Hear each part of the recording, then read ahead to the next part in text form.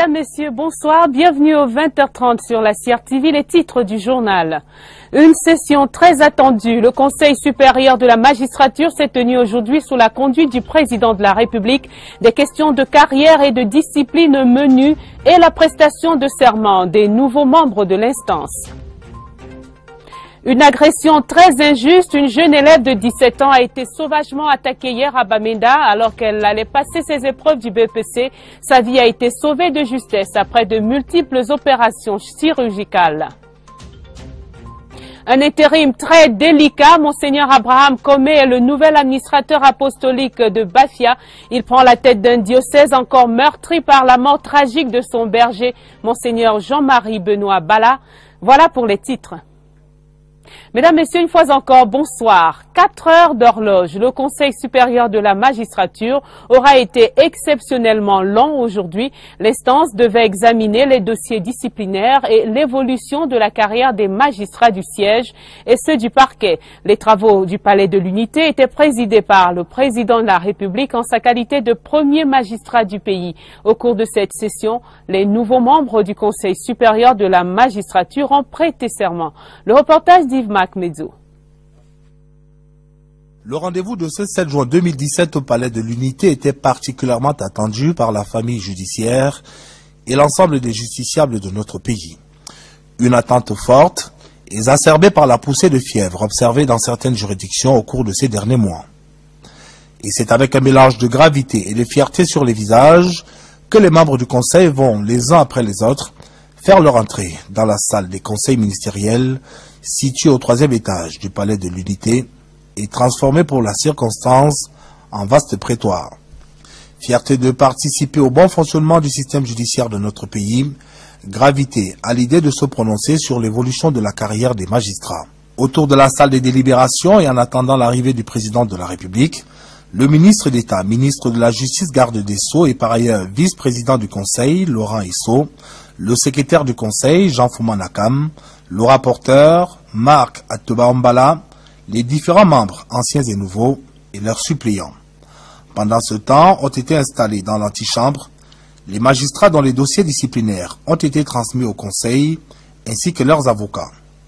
Des informations puisées à bonne source révèlent que pour cette session de juin 2017, ce sont en tout 7 dossiers disciplinaires qui ont été enrôlés. L'arrivée du président de la République, président du Conseil supérieur de la magistrature, viendra mettre un terme à une impatience amplement justifiée. Première articulation du programme, la prestation de serment des nouveaux membres, une prestation de serment qui va se dérouler comme le reste des travaux à huis clos. Prévue pour durer 1h30, cette session va finalement s'étaler sur 3h30. Entre-temps, les mises en cause ont été priées de quitter la salle après leur plaidoirie et c'est avec une émotion à peine contenue que leurs avocats vont résumer l'ambiance générale de la séance. Génial, génial. Le président de la République est prêt. Et c'est vraiment un père. Hein. C'est un père. Il nous a mis à l'aise. Et on n'a pas la pression qu'on imaginait avant d'arriver ici. Donc tout s'est bien passé. Je dois donc dire que j'étais très à l'aise en regardant le président de la République qui est prêt, hein, qui est vraiment prêt à gérer. Les individus qui pensent le contraire, je crois qu'ils se trompent. Sincèrement, je vais vous dire une chose. Au quartier, on a l'impression que c'est un autre monde à l'intérieur. Non, le chef de l'État, lui, il avait la parfaite maîtrise du dossier. Le climat était détendu et l'ambiance était très bonne enfant. Émotion partagée pour les membres nouvellement admis au sein de l'auguste institution. Un moment de très très grande émotion pour la première fois. Nous avons eu l'occasion de siéger aux côtés du président de la République, président du Conseil supérieur de la magistrature. Nous avons prêté serment normalement, comme cela se fait devant des cours de juridiction, devant un certain nombre de cadres, sauf que nous l'avons fait devant le chef de l'État. Commencé à 11h, c'est finalement dans les alentours de 14h30 qu'on verra les membres du Conseil regagner le perron, occasion idoine pour le vice-président du Conseil, le ministre d'État Laurent Esso, de livrer la substance des questions abordées. Les travaux ont été très denses, très denses. Il y a eu beaucoup de dossiers Mais avant, il y a eu la prestation de serment des membres récemment nommés au Conseil supérieur de la magistrature. Ensuite, il y a eu des poursuites disciplinaires, il y a eu 7 dossiers de poursuites disciplinaires. Et ensuite, des intégrations dans la magistrature, les auditeurs de justice récemment sortis de l'ENAM. Ensuite, il y a eu des promotions, suivies de nominations au siège, au parquet, au ministère de la Justice. À l'issue de cette séance de marathon, le président de la République, Paul Biya, va rejoindre les membres du Conseil à l'esplanade du Palais de l'Unité pour une photo de famille, ultime acte de cette session mémorable du Conseil supérieur de la magistrature qui à coup sûr fera date dans l'histoire de notre pays. Pour la première fois, le Cameroun a célébré aujourd'hui la Journée africaine des frontières. Notre pays prend le train en marche en cette 7e édition. Le Cameroun partage plus de 450 000 kilomètres de frontières. C'était donc l'occasion pour le ministre de l'Administration territoriale et de la décentralisation d'expliquer la politique de notre pays en la matière, brassage, cohabitation, participation et intégration. Le reportage de Jean-Paul Pondo. À l'instar de celles des autres États africains, les frontières du Cameroun sont matérialisées ou démarquées par-ci, mal délimitées ou peu tracées par-là. L'héritage de la colonisation est encore prégnante dans ces zones de prédilection des conflits entre les États voisins.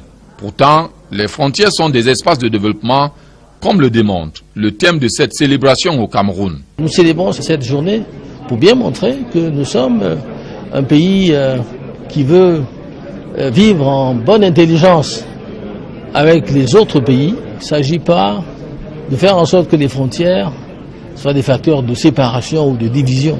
En reprenant le message de la Commission de l'Union africaine, Jean-Gérard Mezumela, le représentant résident au Cameroun, a interpellé les jeunes à qui la journée est consacrée, ainsi que les États à prendre des mesures en vue d'une maîtrise partagée de leurs frontières.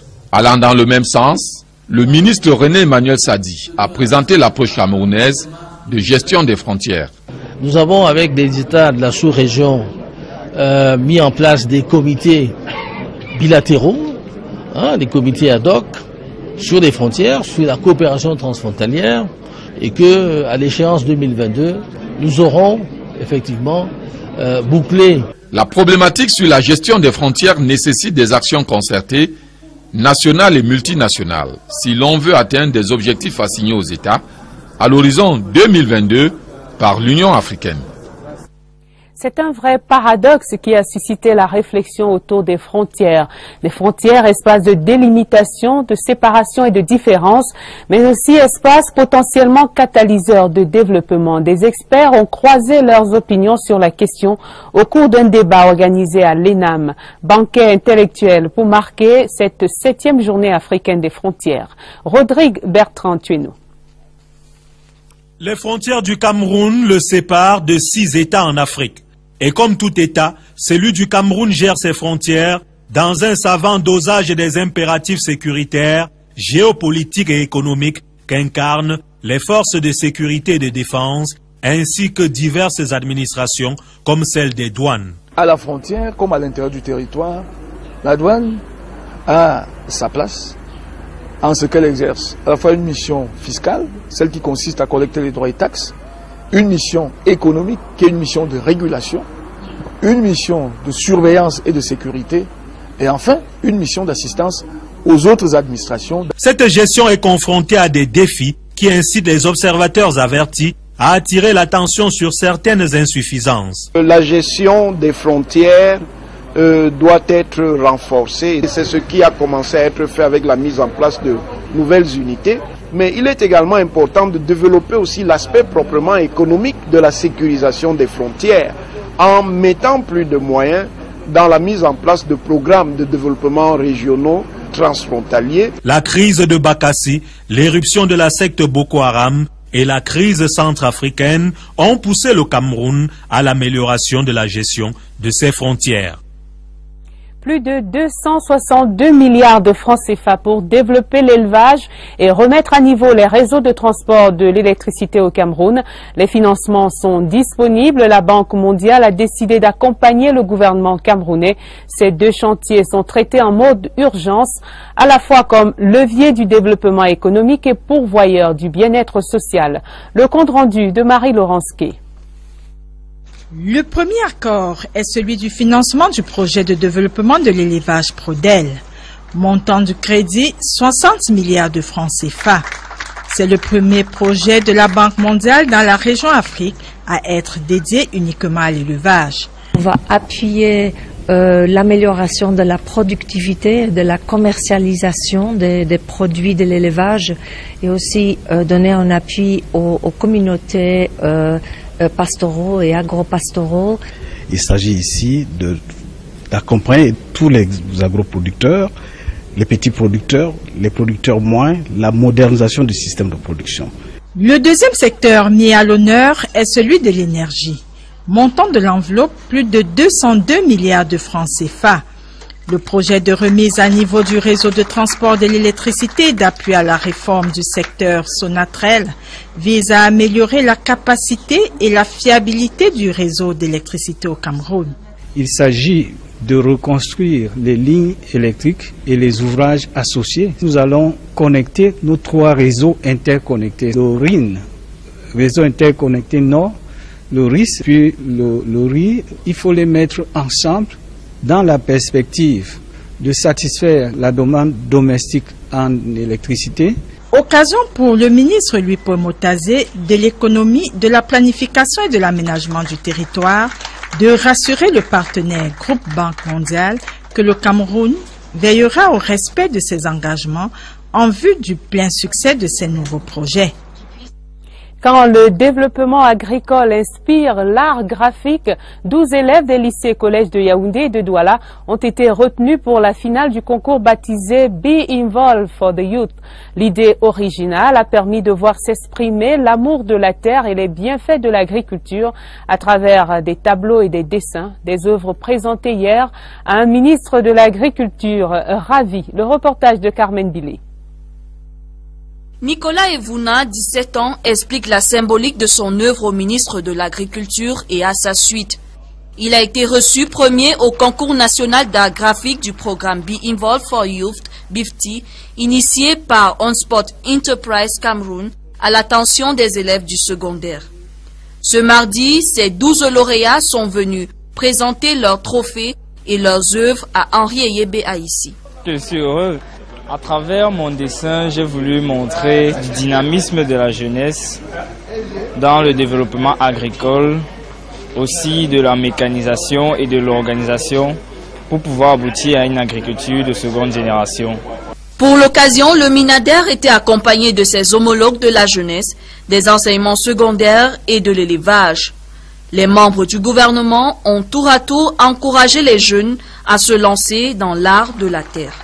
Nous venons célébrer ce que nous constatons, à savoir que l'appel du chef de l'État lancé à la jeunesse pour s'approprier le travail de la terre est entendu. Il est entendu par les jeunes de tous âges. Ce concours du programme BIFTY, qui a sa deuxième édition, vise à inciter les élèves du secondaire à s'intéresser à l'agriculture, véritable levier de l'économie camerounaise. Le travail consiste à créer un buzz, de prôner une envie, de considérer que l'agriculture ne peut pas être qu'un second couteau. Un peu quand on n'a pas réussi en suivant le long couteau qui est les étudiants à l'université. Le concours BIFTY 2017 était organisé sur le thème « Les jeunes face aux défis du développement agricole ». 7 jours de plaidoyer pour appeler l'attention nationale sur la protection de l'enfant.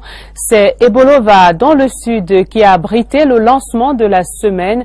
Une semaine qui va culminer le 16 juin prochain, 27e journée de l'enfant africain. Sur la place des fêtes de Nkovos, aujourd'hui, et devant la ministre des Affaires sociales, les députés juniors ont appelé à plus de mobilisation du gouvernement pour adresser les problèmes des jeunes. Le reportage de Nadia Laurentine Amana. C'est une célébration placée sous le signe de la protection de l'enfant camerounais qui s'est ouverte ce jour à Ebolova. C'est pour aider les enfants, pour les protéger et pour les aider pour qu'ils soient bien dans la société. Les enfants de la région du Sud ont un problème de sous-scolarisation dû à l'abandon des parents pour aller en aventure. Donc ils laissent les enfants à leurs grands-parents et il y a aussi le manque de moyens. Rendue à la 27e édition, la journée de l'enfant africain vise cette année à mobiliser la communauté nationale autour des préoccupations des enfants. Il y a tout un arsenal juridique qui a été mis en place. Il y a des actions concrètes aussi qui sont menées au niveau de l'accès à l'éducation, l'accès à la santé, l'accès aux soins de base. Des chants et danses ont agrémenté cette cérémonie, des actions sociales aussi, comme cette remise des moustiquaires imprégnés aux centres sociaux de la ville. Le point culminant des festivités ici, le sketch présenté par ces enfants le temps d'un jour, membres du gouvernement.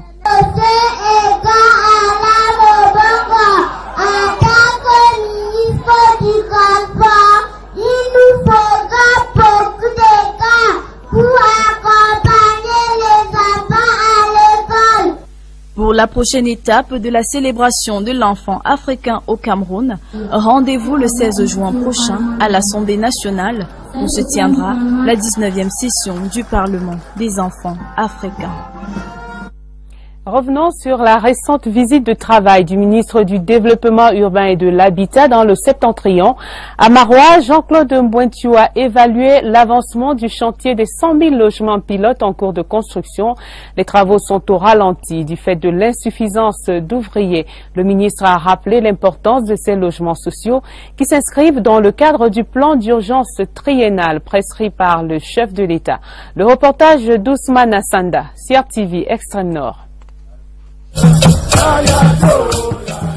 C'est par bus que la délégation conduite par le ministre du Développement urbain et de l'Habitat a parcouru les 209 km qui séparent Garoua de Marois pour visiter le site de construction de 100 logements sociaux de Marois.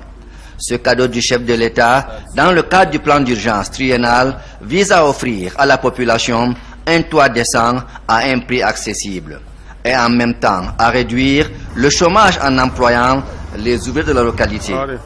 Ce projet de 18 immeubles, de 40 villas, des équipements socio-culturels et d'un espace de sécurité a livré par l'entreprise marocaine Alliance le 20 décembre 2017 et exécuté à hauteur de 20%.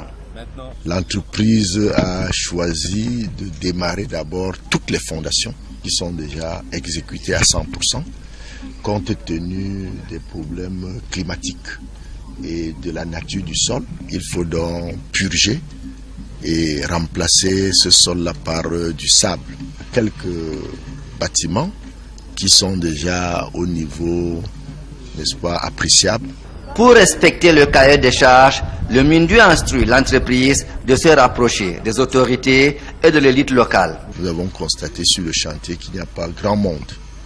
Il faudrait que pour respecter ce plan de charge, que non simplement la qualité, mais la quantité, n'est-ce pas, du personnel sur le chantier soit améliorée. Le membre du gouvernement, avant de quitter la région, a d'abord visité le chantier bien avancé de la future délégation régionale du MINDU.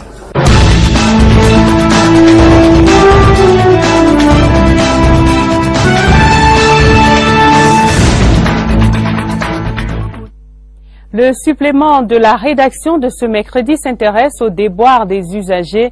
Les victimes des transactions électroniques se comptent par centaines chaque jour, pour la plupart des arnaques financières sur Internet qui ont mis de nombreuses personnes sur la paille. Depuis 2010, au Cameroun, un centre d'alerte a été mis sur pied. L'infrastructure à clé publique est aussi un des dispositifs de cybersécurité. Quels sont les bons réflexes à avoir sur Internet? Gisèle Onguéné. Faire la vitrine et ses courses en ligne, quel attrait irrésistible. Rapide, facile, le cyberacheteur conquis hésite difficilement au cyberachat, mais voilà qu'il a tôt fait de regretter ses transactions électroniques. L'usurpation d'identité, c'est plus courante infraction auxquelles font face les usagers de transactions électroniques. En matière d'actes cybercriminels, le scamming, dont les escroqueries sur Internet, représente au Cameroun 80% d'actes cybercriminels. Et pourtant, il est possible d'esquiver le piège. Didier Akoué est un responsable d'une plateforme digitale. Il connaît très bien le secret et les indices de sécurité. Donc, lorsque vous tapez le nom de notre site, AC Expertise, vous allez voir que c'est bien écrit HTTPS, donc avec l'élément de sécurité, avec la clé, avec le cadenas qui confirme que nous sommes sur un site sécurisé. L'État, soucieux de la sécurité des citoyens, a pris les dispositions en 2010 pour prévenir la cybercriminalité et secourir les victimes.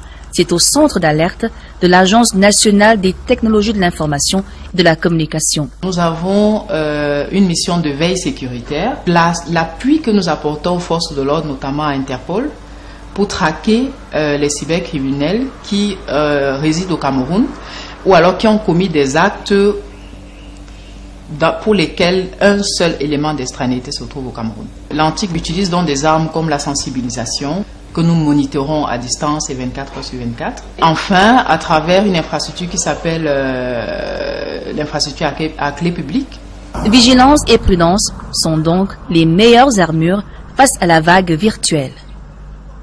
Face aux cybercriminels, les consommateurs sont très souvent livrés à eux-mêmes. L'arsenal juridique est encore à la remorque des pratiques qui avancent à la vitesse grand V. Le commerce en ligne se banalise, vous l'avez vu, mais c'est très souvent une opération périlleuse. Aucune garantie, aucun filet juridique. Martine Noël-Dengue.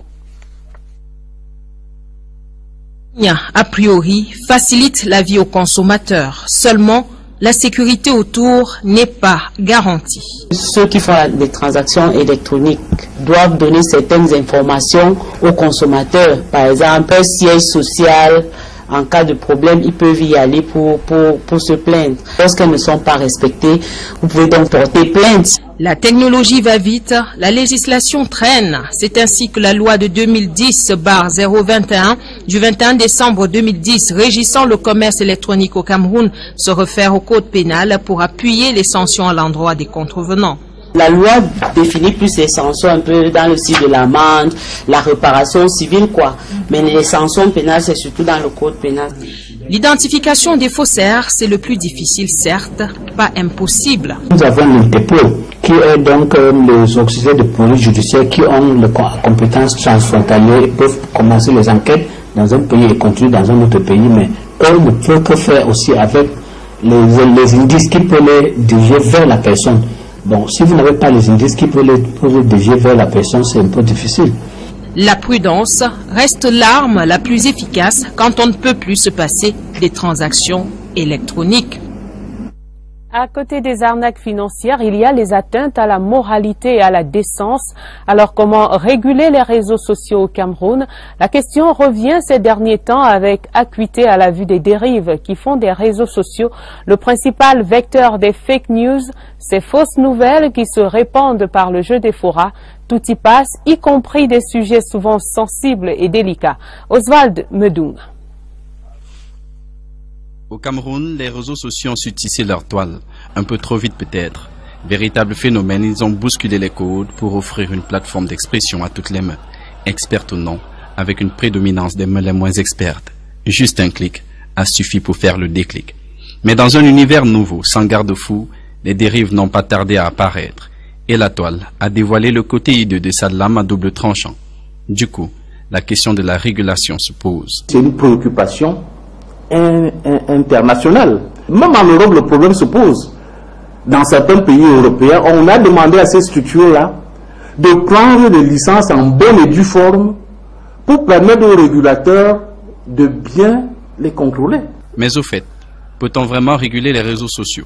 La réponse des spécialistes en communication est sans embâche. Non, je dis non. Je dis d'un point de vue technique, permettez-moi de dire que c'est ridicule d'envisager un certain nombre de postures. Les applications des réseaux sociaux nous font fonctionner dans ce qu'ils appellent en anglais le no limit, le partage d'informations en toute liberté. S'il faudra s'habituer aux dérives des applications des réseaux sociaux, il reste qu'une forme d'éducation est nécessaire. Il y a donc une grande opération d'éducation aux médias qu'il faut faire au Cameroun. Dans les réseaux sociaux, on fait feu de tout bois, quitte à brûler les plus précieux, au nom de la liberté d'aller et de venir sur la toile, entretenue par l'impression d'être anonyme. ce qui donne libre cours aux dérives décriées aujourd'hui, des dérives qu'il convient de réfréner. Mais en attendant que la question soit définitivement tranchée, les réseaux sociaux sont encore du pain béni pour de nombreux consommateurs camerounais.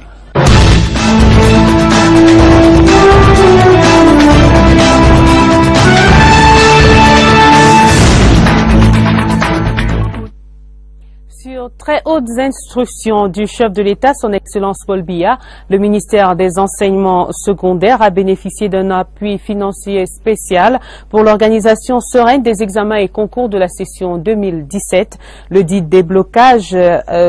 déblocage du dit appui financier spécial ayant effectivement commencé, le ministre des Enseignements secondaires informe tous les intervenants de la chaîne des examens et concours de la session 2017 que le paiement de leurs droits démarre le jeudi 8 juin 2017 sur l'ensemble du territoire et se poursuivra jusqu'à son terme. Le ministre des Enseignements secondaires les remercie pour leur engagement et leur conscience professionnelle et les exhorte à poursuivre le travail pour assurer aux examens et concours de cette année une parfaite réussite. C'est la teneur d'un communiqué signé par Jean-Ernest Masséna Ngale Bibé, ministre des Enseignements secondaires. Agnéré Châtel va mieux. Le pronostic vital de la jeune élève de 17 ans n'est plus engagé.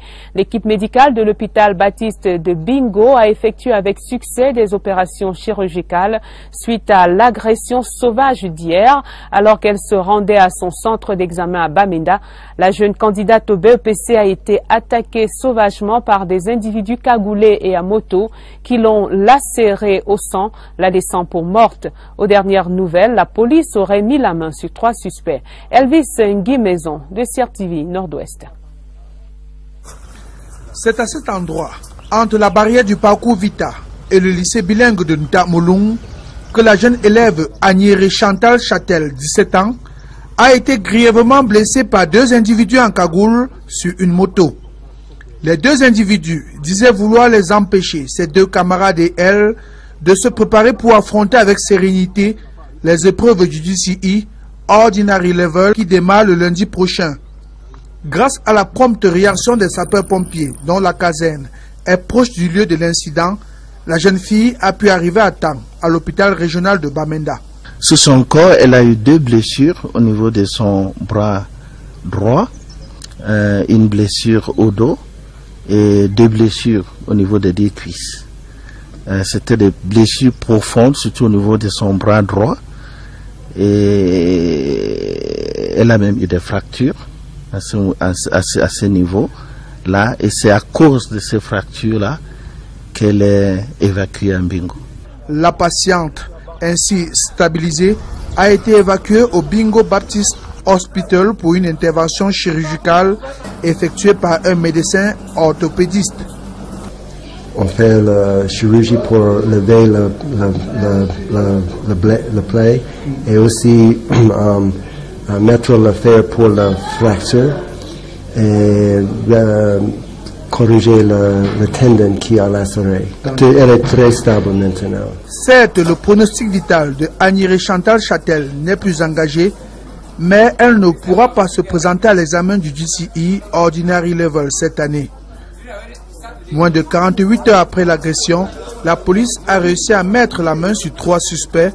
Leur exploitation est en cours et un membre de l'élite locale a décidé de supporter tous les frais médicaux. Les vœux de prompt rétablissement du 20h30. Après le Conseil supérieur de la magistrature, le président de la République a signé quelques décrets importants.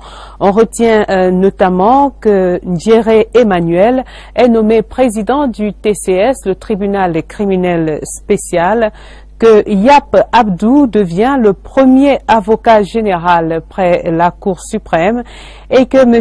Ayapol fait valoir ses droits à la retraite. Cet important décret du chef de l'État sera exploité de manière encore plus large dans nos prochaines éditions d'information. Pas de liberté provisoire pour les personnes arrêtées dans le cadre de ce qu'il convient d'appeler la crise anglophone. C'était la demande formulée par l'avocat des accusés Nkongo Félix Agbo et Fontem Afoteka Neba, considérés comme les grands meneurs des mouvements qui ont paralysé les régions du nord-ouest et du sud-ouest durant des mois.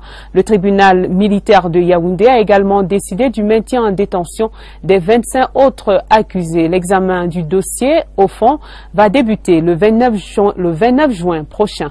Le compte rendu d'audience de Rodrigue Bertrand Tuino.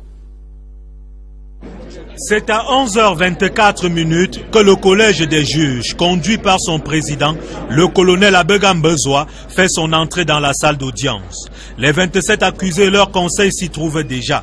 4 minutes après, l'audience s'ouvre.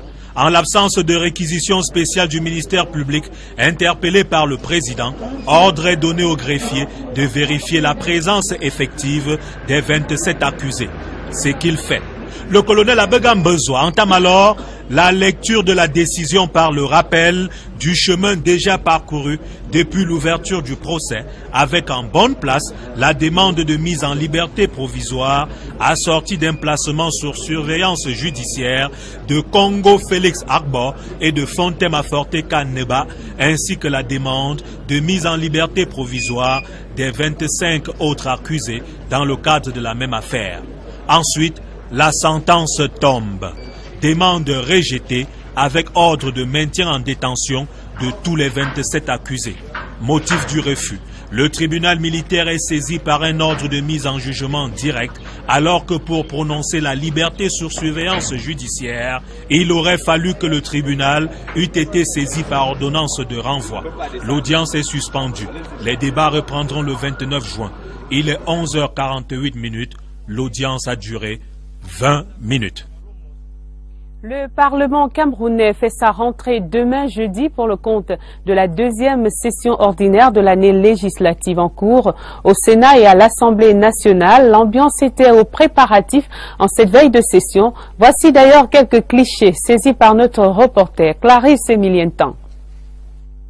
Les parlementaires se préparent activement à l'hémicycle de Ngouaïkele.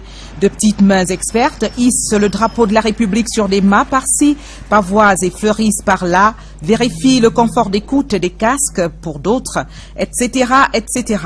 Un travail de fourmi minutieusement contrôlé par une importante délégation des hauts responsables du secrétariat général de l'Assemblée nationale. Et en termes de vérification, aucun compartiment du Palais des Verts n'échappera à cette inspection. La salle des portraits, l'hémicycle en passant par la salle des pas perdus, les salles de commission et les espaces de vie. Au terme de ce tour du propriétaire, savamment orchestré, suivra une séance de travail coordonnée par le secrétaire général de l'institution, Victor Yéné Osomba. À la veille d'une session, nous prenons des dispositions pour un bon déroulement de la session. Et je crois, en ce qui nous concerne, que nous sommes fin prêts. À l'hôtel des députés, où quelques élus du peuple ont déjà pris leur quartier, tout est mis en place pour un séjour agréable des honorables députés. En dehors de nos vigiles, les gendarmes, une équipe de gendarmes et de policiers qui sont là, et tous les véhicules qui entrent sont minutieusement fouillés de bas en haut. Il en est de même des visiteurs. Quelques élus rencontrés ici et là n'ont pas hésité à décliner leurs attentes par rapport à cette session ordinaire du mois de juin. Nous voudrons que la constitution de 96 soit appliquée et que la décentralisation soit effective en matière de création des conseils régionaux. C'est très très important pour que nos populations voient le développement. Nous savons ce que le gouvernement fait déjà pour nos populations, nous savons ce qu'il fait pour la jeunesse, mais nous disons aussi que ce n'est pas suffisant. On pourrait, au cours de cette session, procéder à quelques correctifs budgétaires. Donc, nous attendons qu'on nous présente tous ces tests-là et puis on verra, on va apprécier. Plus que quelques heures et le temps des travaux et autres délibérations et débats sera véritablement donné. C'est la troisième une de votre 20h30. Le diocèse de Bafia a un nouvel administrateur apostolique, Monseigneur Abraham Comé, par ailleurs évêque du diocèse de Bafan, a été nommé hier par le pape François. Le prélat de 48 ans va assurer l'intérim après le décès tragique de Monseigneur Jean-Marie Benoît Bala. Le corps de l'évêque de Bafia a été retrouvé, souvenez-vous, dans la Sanaga vendredi dernier. Le nouvel administrateur apostolique de Bafia doit donc panser les plaies encore béantes des fidèles et apaiser les cœurs toujours hébétés après le départ brutal de celui qui a encadré la foi des fidèles pendant ces 14 dernières années. Reportage à Bafia, Steve Tiega et Kembenge. Il arrive et il s'appelle Abraham. Monseigneur Abraham Comé, comme un guide de la foi, vient reconforter une communauté orpheline. Et ça commence par une émotion d'accolade avec des mots de condoléances mutuelles et aussi ceux de sa mission. C'est une mission très lourde, mais une mission nécessaire. L'Église est continuité. Dans l'Église, on l'attendait sans pleurs certes, mais sans sourire non plus. Et ça se comprend.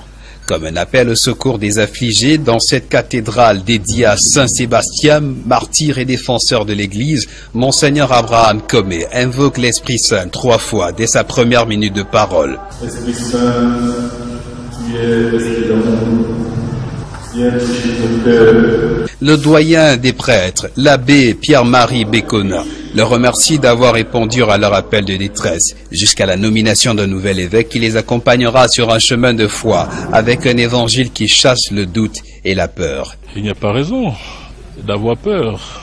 En me situant dans les Saintes Écritures, il faut avoir peur de ceux qui peuvent porter atteinte à la vie éternelle, et pas seulement à ceux qui portent atteinte au corps. Engagement et tenue pastorale entre le noir du deuil et le rose qui chapeaute le bonheur de ceux qui croient et espèrent. La grande famille Etoudi s'est rendue aujourd'hui à Auvin, le village natal de feu Monseigneur Jean-Marie Benoît Bala, dont la Meufoué à Kono. Le patriarche, le Zomlo, Laurent Serge Etundingwa et sa délégation sont venus apporter réconfort moral et soutien matériel à la famille rapprochée de l'illustre prélat disparu dans des circonstances qui restent à élucider. Reportage Pierre Binambarga. Auvin porte le deuil. Depuis l'annonce de la mort de Monseigneur Jean-Marie Benoît Bala, la vie tourne au ralenti. La douleur déchire les cœurs. Presque toutes les familles étudiées se sont transportées à Auvin ce mercredi, réconforter leurs frères éprouvés. Nous sommes venus compatir avec nos frères, les soutenir et leur dire que nous sommes tous au cœur de l'organisation en termes de notre assistance. Ce réconfort moral, accompagné de quelques denrées alimentaires, est accueilli par des mots qui sortent du fond du cœur. Tous les 9 démembrements de notre grande famille se trouvent là. Et nous leur disons grandement merci. L'assiduité à la prière est recommandée à toutes les filles et à tous les fils étoudis. Pour quelqu'un comme Monseigneur Jean-Marie Benoît Bala, lorsqu'il meurt, nous prions pour que sa mort serve aussi au renforcement des liens de fraternité entre les étudiants. Comme à l'ordination épiscopale en 1993, comme à la célébration des 10 ans d'épiscopat de Monseigneur Jean-Marie Benoît Bala en 2013, toute la communauté étudie se mobilise massivement pour aller faire ses adieux à Monseigneur Jean-Marie Benoît Bala. En culture, une exposition a démarré aujourd'hui à l'ambassade du Cameroun à Paris, une exposition sur Bimbia. Elle se tiendra dès ce jour et jusqu'au 13 juin 2017. Le ministre des Arts et de la Culture, le professeur Narcisse Mouele-Kombi, y conduit une délégation. Cette exposition se tient en prélude au symposium international sur le thème Bimbia, lieu d'esclavage, mémoire de l'humanité, qui se tiendra au musée national de Yaoundé du 20 au 22 juin 2017. Restés au taquet, imbibés de la mission de service public, les journalistes des rédactions radio et télé de la CRTV ont été reboostés et reconfortés par leur directeur général. Charles Ndongo a visité ces rédactions aujourd'hui. Des félicitations et des encouragements pour apaiser les troupes et les remettre en confiance sur le terrain des défis quotidiens, certains toujours plus contraignants que d'autres. Carmen Billet, reportage. C'est un manager satisfait et fier de ses employés que le directeur général de la CRTV s'est rendu tour à tour ce mercredi à la maison de la radio, puis au centre de production de Mbala 2. À chacune de ces escales, Charles Ndongo est venu saluer la couverture médiatique irréprochable des récents événements des Bebda et Bafia par les équipes des directions de l'information TV et radio. En effet, pour le directeur général, les reportages variés sur la disparition puis le décès de Monseigneur Jean-Marie Benoît Bala ont redonné à la CRTV sa place de référence dans le paysage médiatique camerounais. Pendant l'entretien avec ses personnels, le DG a félicité solennellement toutes ses équipes qui ont travaillé d'arrache-pied dans un environnement où elles étaient confrontées aux vraies fausses vérités des réseaux sociaux. À tous, il a recommandé de continuer à résister à la pression et de toujours recouper une information auprès des sources crédibles. Le top management de la CRTV a instruit aux directeurs opérationnels et autres rédacteurs en chef de rester attentifs afin de détecter les personnels travailleurs dévoués et disponibles, amener ceux qui se démarquent à mettre leur talent au service de l'entreprise. Charles Ndongo a saisi l'occasion de cet échange avec les personnels des DI Radio et TV pour leur demander d'avoir pour principale boussole le professionnalisme, valeur qui permettrait à la CRTV de tenir son rang. Des awards pour célébrer le mérite sportif. La grande finale de la cérémonie des récompenses des meilleurs acteurs de la scène sportive camerounaise a eu lieu hier soir au Hilton Hotel de Yaoundé. L'événement a été organisé par la radio Sport Info, la RCI de Martin Camus-Mimbe, une radio basée à Douala. Des personnalités et des structures ont été honorées pour leur rayonnement au Cameroun et à l'international. Mohamed Nana, reportage. Des sportifs portés en triomphe, leurs exploits et leurs talents reconnus et célébrés. Une soirée qui place le mérite sur la première marche du podium. Des trophées qui consacrent la reconnaissance de Radio Sport Info aux acteurs du mouvement sportif.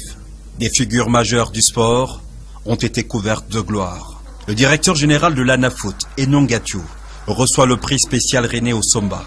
Le gardien des buts des Lions indomptables, Fabrice Ondois, décroche le prix spécial Samuel Eto'o. L'une des prodiges du football féminin, sacrée meilleure joueuse de la CAN 2016, ajoute une étoile de plus sur sa crinière. Merci au groupe RSI parce que pour moi c'est vraiment énorme de savoir que tout ce qu'on fait, lorsqu'on fait du bon travail, on est toujours récompensé tôt ou tard. Et merci à tout ce monde pour ce groupe. La presse qui commente et consigne par écrit les exploits de ces athlètes, a également vu ses efforts récompensés. Un moment de célébration unique. Le public nombreux est venu honorer les sportifs de l'année. Parce que le sport est une affaire de mérite, le promoteur Martin Camus-Mimbe entend inscrire l'événement dans la durée.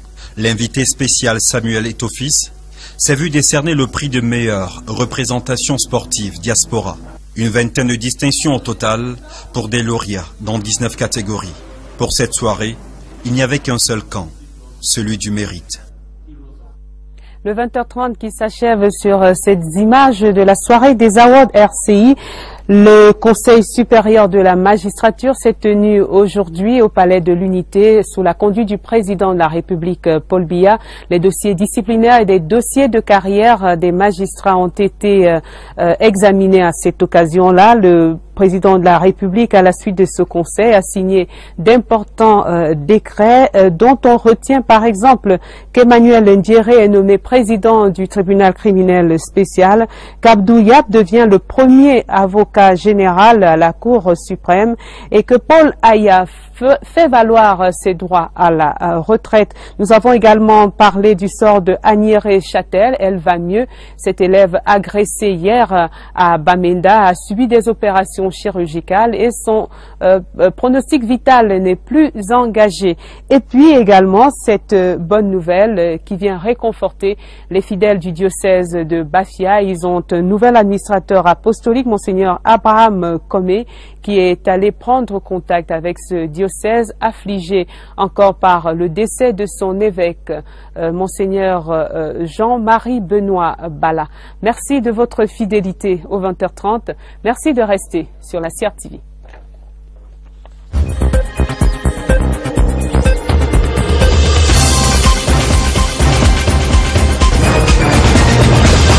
L'inflation traîne. C'est ainsi que la loi de 2010/021 du 21 décembre 2010 régissant le commerce électronique au Cameroun se réfère au code pénal pour appuyer les sanctions à l'endroit des contrevenants. La loi définit plus les sanctions un peu dans le style de l'amende, la réparation civile quoi. Mais les sanctions pénales c'est surtout dans le code pénal. L'identification des faussaires, c'est le plus difficile, certes, pas impossible. Nous avons l'Interpol, qui est donc les officiers de police judiciaire qui ont les compétences transfrontalières et peuvent commencer les enquêtes dans un pays et continuer dans un autre pays, mais eux ne peuvent que faire aussi avec les indices qui peuvent les diriger vers la personne. Donc si vous n'avez pas les indices qui peuvent les diriger vers la personne, c'est un peu difficile. La prudence reste l'arme la plus efficace quand on ne peut plus se passer des transactions électroniques. À côté des arnaques financières, il y a les atteintes à la moralité et à la décence. Alors comment réguler les réseaux sociaux au Cameroun? La question revient ces derniers temps avec acuité à la vue des dérives qui font des réseaux sociaux le principal vecteur des fake news, ces fausses nouvelles qui se répandent par le jeu des forats. Tout y passe, y compris des sujets souvent sensibles et délicats. Oswald Medung. Au Cameroun, les réseaux sociaux ont su tisser leur toile, un peu trop vite peut-être. Véritable phénomène, ils ont bousculé les codes pour offrir une plateforme d'expression à toutes les mains, expertes ou non, avec une prédominance des mains les moins expertes. Juste un clic a suffi pour faire le déclic. Mais dans un univers nouveau, sans garde-fou, les dérives n'ont pas tardé à apparaître. Et la toile a dévoilé le côté hideux de sa lame à double tranchant. Du coup, la question de la régulation se pose. C'est une préoccupation internationale. Même en Europe, le problème se pose. Dans certains pays européens, on a demandé à ces structures-là de prendre des licences en bonne et due forme pour permettre aux régulateurs de bien les contrôler. Mais au fait, peut-on vraiment réguler les réseaux sociaux? La réponse des spécialistes en communication est sans embâche. Non, je dis non. Je dis d'un point de vue technique, permettez-moi de dire que c'est ridicule d'envisager un certain nombre de postures. Les applications des réseaux sociaux nous font fonctionner dans ce qu'ils appellent en anglais le no limit, le partage d'informations en toute liberté. S'il faudra s'habituer aux dérives des applications des réseaux sociaux, il reste qu'une forme d'éducation est nécessaire. Il y a donc une grande opération d'éducation aux médias qu'il faut faire au Cameroun. Dans les réseaux sociaux, on fait feu de tout bois, quitte à brûler les plus précieux, au nom de la liberté d'aller et de venir sur la toile, entretenue par l'impression d'être anonyme, ce qui donne libre cours aux dérives décriées aujourd'hui, des dérives qu'il convient de réfréner. Mais en attendant que la question soit définitivement tranchée, les réseaux sociaux sont encore du pain béni pour de nombreux consommateurs camerounais.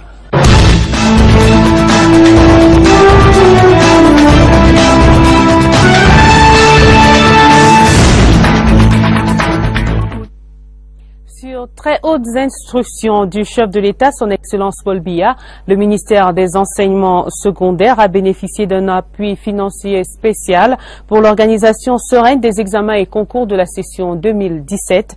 Le déblocage du dit appui financier spécial ayant effectivement commencé, le ministre des Enseignements secondaires informe tous les intervenants. de la chaîne des examens et concours de la session 2017 que le paiement de leurs droits démarre le jeudi 8 juin 2017 sur l'ensemble du territoire et se poursuivra jusqu'à son terme.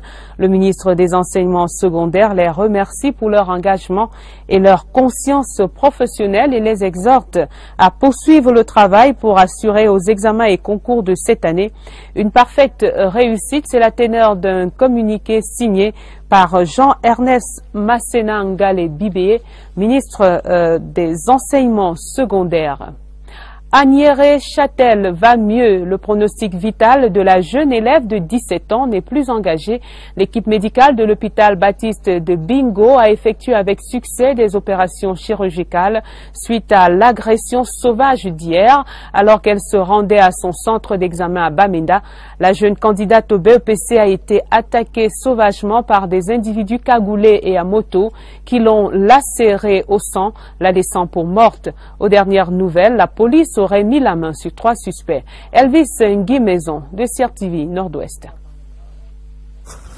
C'est à cet endroit, entre la barrière du parcours Vita et le lycée bilingue de Ntamolung, que la jeune élève Agnéré Chantal Châtel, 17 ans, a été grièvement blessée par 2 individus en cagoule sur une moto.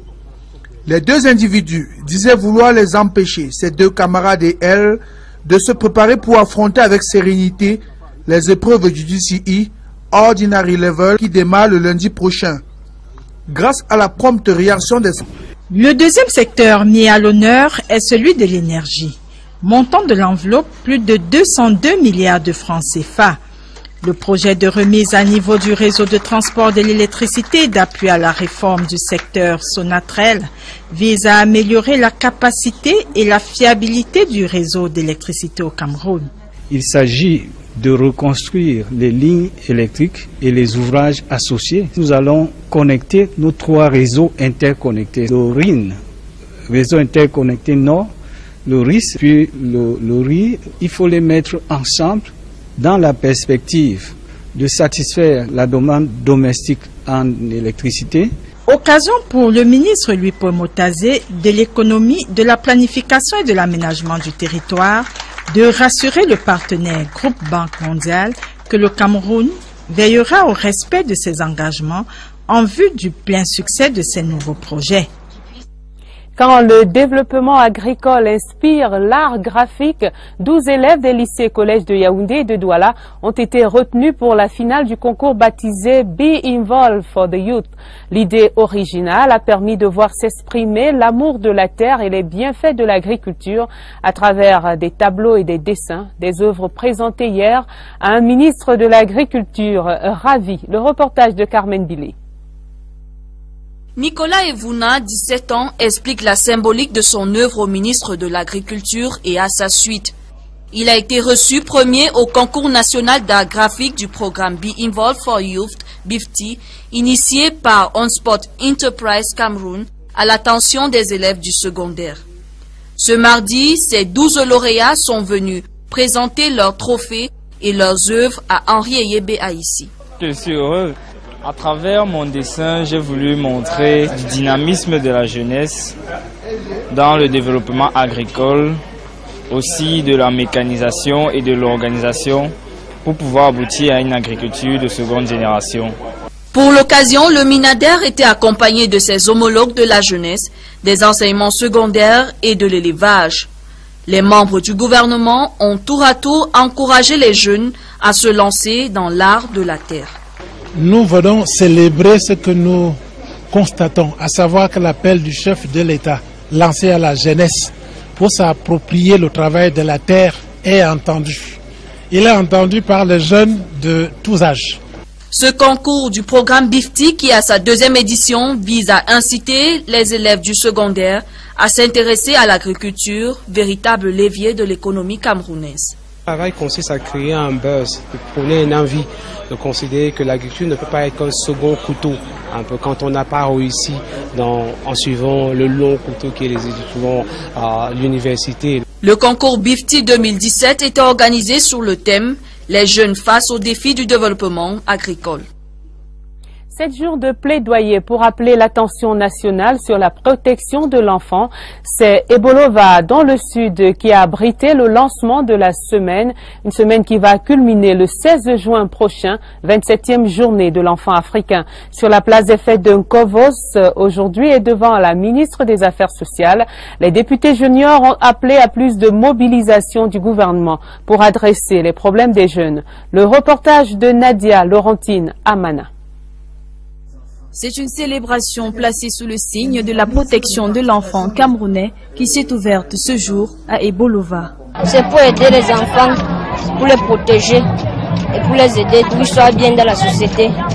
Les enfants de la région du Sud ont un problème de sous-scolarisation dû à l'abandon des parents pour aller en aventure. Donc ils laissent les enfants à leurs grands-parents et il y a aussi le manque de moyens.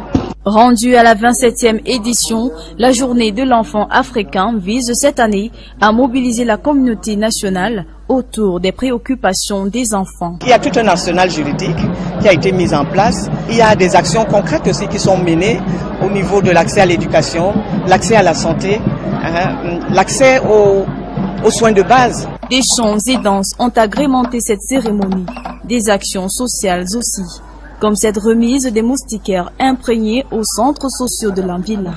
Le point culminant des festivités ici, le sketch présenté par ces enfants le temps d'un jour, membres du gouvernement.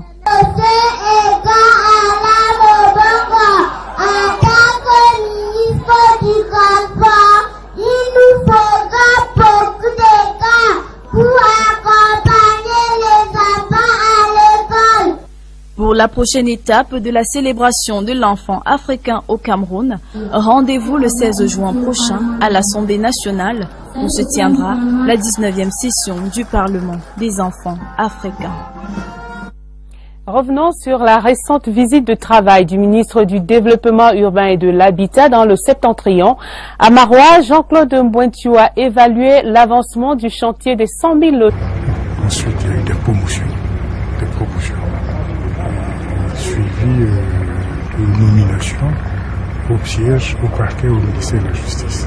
À l'issue de cette séance de marathon, le président de la République, Paul Biya, va rejoindre les membres du Conseil à l'esplanade du Palais de l'Unité pour une photo de famille, ultime acte de cette session mémorable du Conseil supérieur de la magistrature qui à coup sûr fera date dans l'histoire de notre pays. Pour la première fois, le Cameroun a célébré aujourd'hui la Journée africaine des frontières. Notre pays prend le train en marche en cette 7e édition. Le Cameroun partage plus de 450 000 kilomètres de frontières. C'était donc l'occasion pour le ministre de l'Administration territoriale et de la décentralisation d'expliquer la politique de notre pays en la matière, brassage, cohabitation, participation et intégration. Le reportage de Jean-Paul Pondo. À l'instar de celles des autres États africains, les frontières du Cameroun sont matérialisées ou démarquées par-ci, mal délimitées ou peu tracées par-là. L'héritage de la colonisation est encore prégnante dans ces zones de prédilection des conflits entre les États voisins. Pourtant, les frontières sont des espaces de développement, comme le démontre le thème de cette célébration au Cameroun. Nous célébrons cette journée pour bien montrer que nous sommes un pays qui veut vivre en bonne intelligence avec les autres pays. Il ne s'agit pas de faire en sorte que les frontières soient des facteurs de séparation ou de division. En reprenant le message de la Commission de l'Union africaine, Jean-Gérard Mezumela, le représentant résident au Cameroun, a interpellé les jeunes à qui la journée est consacrée, ainsi que les États à prendre des mesures en vue d'une maîtrise partagée de leurs frontières. Allant dans le même sens, le ministre René Emmanuel Sadi a présenté l'approche camerounaise de gestion des frontières. Nous avons avec des États de la sous-région mis en place des comités bilatéraux, des comités ad hoc sur les frontières, sur la coopération transfrontalière, et que à l'échéance 2022, nous aurons effectivement bouclé. La problématique sur la gestion des frontières nécessite des actions concertées, nationales et multinationales, si l'on veut atteindre des objectifs assignés aux États à l'horizon 2022 par l'Union africaine. C'est un vrai paradoxe qui a suscité la réflexion autour des frontières.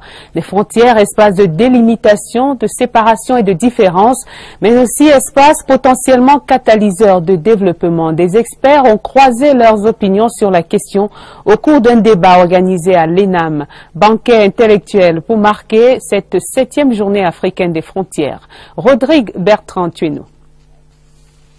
Les frontières du Cameroun le séparent de 6 États en Afrique.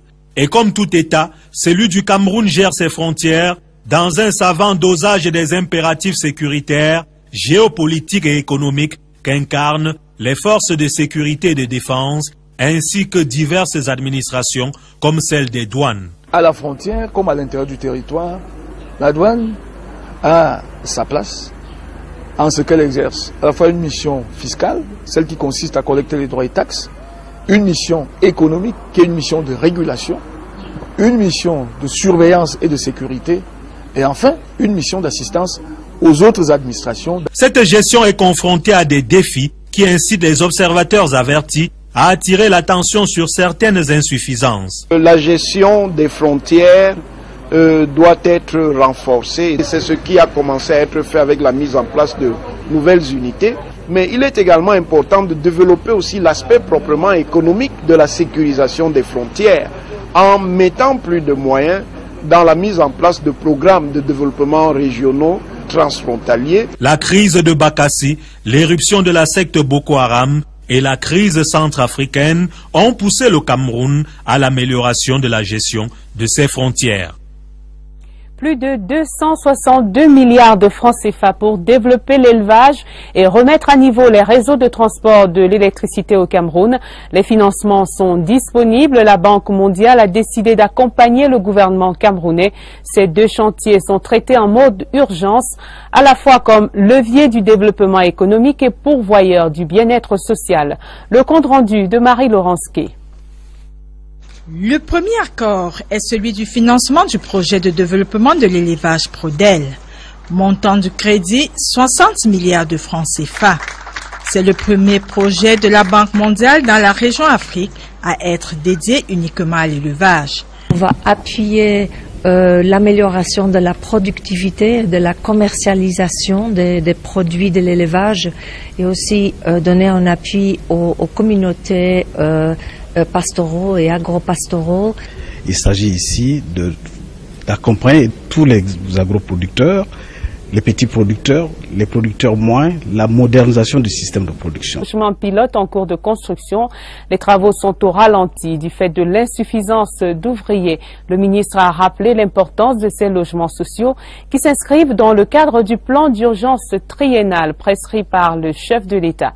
Le reportage d'Ousmane Assanda, CRTV Extrême Nord. C'est par bus que la délégation conduite par le ministre du Développement urbain de l'Habitat a parcouru les 209 km qui séparent Garoua de Maroua pour visiter le site de construction de 100 logements sociaux de Maroua. Ce cadeau du chef de l'État, dans le cadre du plan d'urgence triennal, vise à offrir à la population un toit décent à un prix accessible et en même temps à réduire le chômage en employant les ouvriers de la localité. Ce projet de 18 immeubles, de 40 villas, des équipements socio-culturels et d'un espace de sécurité a livré par l'entreprise marocaine Alliance le 20 décembre 2017 et exécuté à hauteur de 20%. L'entreprise a choisi de démarrer d'abord toutes les fondations qui sont déjà exécutées à 100% compte tenu des problèmes climatiques et de la nature du sol. Il faut donc purger et remplacer ce sol-là par du sable. Quelques bâtiments qui sont déjà au niveau, n'est-ce pas, appréciable. Pour respecter le cahier des charges, le MINDU instruit l'entreprise de se rapprocher des autorités et de l'élite locale. Nous avons constaté sur le chantier qu'il n'y a pas grand monde. Il faudrait que pour respecter ce plan de charge, que non simplement la qualité, mais la quantité, n'est-ce pas, du personnel sur le chantier soit améliorée. Le membre du gouvernement, avant de quitter la région, a d'abord visité le chantier bien avancé de la future délégation régionale du Mindu.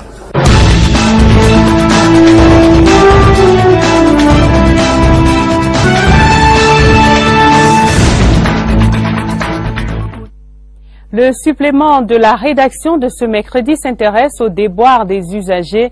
Les victimes des transactions électroniques se comptent par centaines chaque jour, pour la plupart des arnaques financières sur Internet qui ont mis de nombreuses personnes sur la paille. Depuis 2010, au Cameroun, un centre d'alerte a été mis sur pied. L'infrastructure à clé publique est aussi un des dispositifs de cybersécurité. Quels sont les bons réflexes à avoir sur Internet? Gisèle Onguéné. Faire la vitrine et ses courses en ligne, quel attrait irrésistible. Rapide, facile, le cyberacheteur conquis hésite difficilement au cyberachat, mais voilà qu'il a tôt fait de regretter ses transactions électroniques. L'usurpation d'identité, c'est les plus courantes infractions auxquelles font face les usagers de transactions électroniques. En matière d'actes cybercriminels, le scamming, dont les escroqueries sur Internet, représente au Cameroun 80% d'actes cybercriminels. Et pourtant, il est possible d'esquiver le piège. Didier Akwe est un responsable d'une plateforme digitale. Il connaît très bien le secret et les indices de sécurité. Donc, lorsque vous tapez le nom de notre site, AC Expertise, vous allez voir que c'est bien écrit HTTPS, donc avec l'élément de sécurité, avec la clé, avec le cadenas qui confirme que nous sommes sur un site sécurisé. L'État, soucieux de la sécurité des citoyens, a pris les dispositions en 2010 pour prévenir la cybercriminalité et secourir les victimes. C'est au centre d'alerte de l'Agence nationale des technologies de l'information et de la communication. Nous avons une mission de veille sécuritaire. L'appui que nous apportons aux forces de l'ordre, notamment à Interpol, pour traquer les cybercriminels qui résident au Cameroun ou alors qui ont commis des actes pour lesquels un seul élément d'extranéité se trouve au Cameroun. L'Antique utilise donc des armes comme la sensibilisation, que nous monitorons à distance et 24 heures sur 24. Enfin, à travers une infrastructure qui s'appelle l'infrastructure à clé publique. Vigilance et prudence sont donc les meilleures armures face à la vague virtuelle. Face aux cybercriminels, les consommateurs sont très souvent livrés à eux-mêmes. L'arsenal juridique est encore à la remorque des pratiques qui avancent à la vitesse grand V. Le commerce en ligne se banalise, vous l'avez vu, mais c'est très souvent une opération périlleuse. Aucune garantie, aucun filet juridique. Martine Noël-Dengue. A priori, facilite la vie aux consommateurs. Seulement, la sécurité autour n'est pas garantie. Ceux qui font des transactions électroniques doivent donner certaines informations aux consommateurs. Par exemple, un siège social, en cas de problème, ils peuvent y aller pour se plaindre. Lorsqu'elles ne sont pas respectées, vous pouvez donc porter plainte. La technologie va vite, la législation...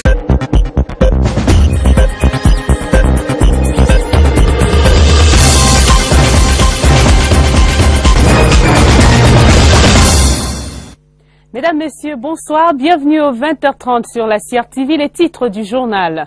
Une session très attendue. Le Conseil supérieur de la magistrature s'est tenu aujourd'hui sous la conduite du président de la République. Des questions de carrière et de discipline menues et la prestation de serment des nouveaux membres de l'instance. Une agression très injuste, une jeune élève de 17 ans a été sauvagement attaquée hier à Bamenda alors qu'elle allait passer ses épreuves du BEPC. Sa vie a été sauvée de justesse après de multiples opérations chirurgicales. Un intérim très délicat, Monseigneur Abraham Comé est le nouvel administrateur apostolique de Bafia. Il prend la tête d'un diocèse encore meurtri par la mort tragique de son berger, Monseigneur Jean-Marie Benoît Bala. Voilà pour les titres. Mesdames, Messieurs, une fois encore, bonsoir. 4 heures d'horloge. Le Conseil supérieur de la magistrature aura été exceptionnellement long aujourd'hui. L'instance devait examiner les dossiers disciplinaires et l'évolution de la carrière des magistrats du siège et ceux du parquet. Les travaux du Palais de l'Unité étaient présidés par le président de la République en sa qualité de premier magistrat du pays. Au cours de cette session, les nouveaux membres du Conseil supérieur de la magistrature ont prêté serment. Le reportage d'Yves Macmedzo. Le rendez-vous de ce 7 juin 2017 au Palais de l'Unité était particulièrement attendu par la famille judiciaire et l'ensemble des justiciables de notre pays. Une attente forte, exacerbée par la poussée de fièvre observée dans certaines juridictions au cours de ces derniers mois. Et c'est avec un mélange de gravité et de fierté sur les visages que les membres du Conseil vont, les uns après les autres, faire leur entrée dans la salle des conseils ministériels située au 3e étage du Palais de l'Unité et transformée pour la circonstance en vaste prétoire. Fierté de participer au bon fonctionnement du système judiciaire de notre pays, gravité à l'idée de se prononcer sur l'évolution de la carrière des magistrats. Autour de la salle des délibérations et en attendant l'arrivée du président de la République, le ministre d'État, ministre de la Justice, garde des Sceaux et par ailleurs vice-président du Conseil, Laurent Esso, le secrétaire du Conseil, Jean Foumanakam, le rapporteur, Marc Ateba-Mbala, les différents membres, anciens et nouveaux, et leurs suppléants. Pendant ce temps, ont été installés dans l'antichambre les magistrats dont les dossiers disciplinaires ont été transmis au Conseil, ainsi que leurs avocats.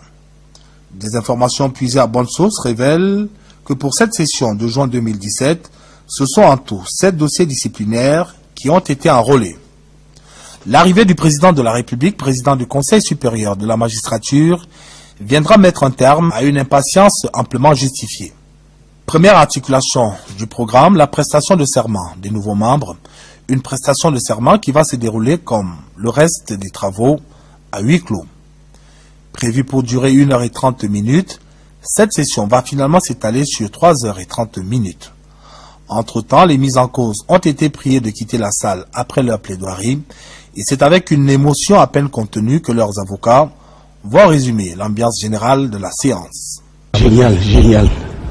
Le président de la République est prêt. Et c'est vraiment un père. Hein. C'est un père.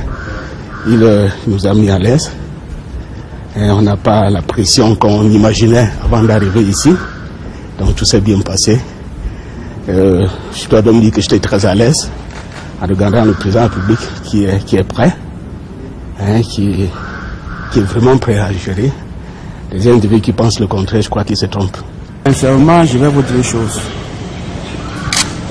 Au quartier, on a l'impression que c'est un autre monde à l'intérieur. Donc le chef de l'État, lui, il avait la parfaite maîtrise du dossier. Le climat était détendu et l'ambiance était très bonne enfant. Émotion partagée pour les membres nouvellement admis au sein de l'auguste institution. Un moment de très grande émotion pour la première fois. Nous avons eu l'occasion de siéger aux côtés du président de la République, président du Conseil supérieur de la magistrature. Nous avons prêté serment normalement, comme cela se fait devant des cours de juridiction, devant un certain nombre de cadres, sauf que nous l'avons fait devant le chef de l'État. Commencé à 11h, c'est finalement dans les alentours de 14h30 qu'on verra les membres du Conseil regagner le perron, occasion idoine pour le vice-président du Conseil, le ministre d'État Laurent Esso, de livrer la substance des questions abordées. Les travaux ont été très denses, très denses. Il y a eu beaucoup de dossiers. Mais avant, il y a eu la prestation de serment des membres récemment nommés au Conseil supérieur de la magistrature. Ensuite, il y a eu des poursuites disciplinaires. Il y a eu 7 dossiers de poursuites disciplinaires. Et ensuite, des intégrations dans la magistrature. Les auditeurs de justice récemment sortis du MENAM.